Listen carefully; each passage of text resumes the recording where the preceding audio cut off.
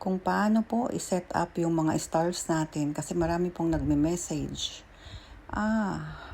Ganito lang po ang gagawin natin. Punta po tayo sa ating settings. Then, click po natin ang itong professional dashboard. Pag na-click na natin ang professional dashboard natin, punta po tayo dito sa monetization.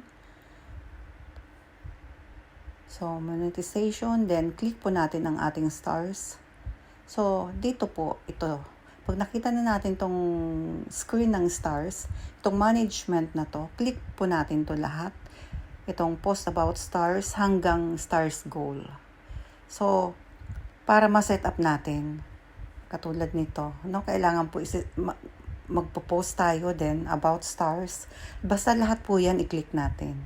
So, pag na-set up na natin lahat yan, lalabas po sa gilid ng post natin yung star sign. Lalabas yan sa gilid ng reels natin at kahit mag-live tayo, no? So, kung meron mang gustong mag-send sa atin ng stars, i-click-click na lang po yun. So, mas makakasave po ng time yun para po doon sa sender. Mas maganda pa po, iset po natin lahat, no? Yun lang po mga ka-reels. Thank you so much for watching.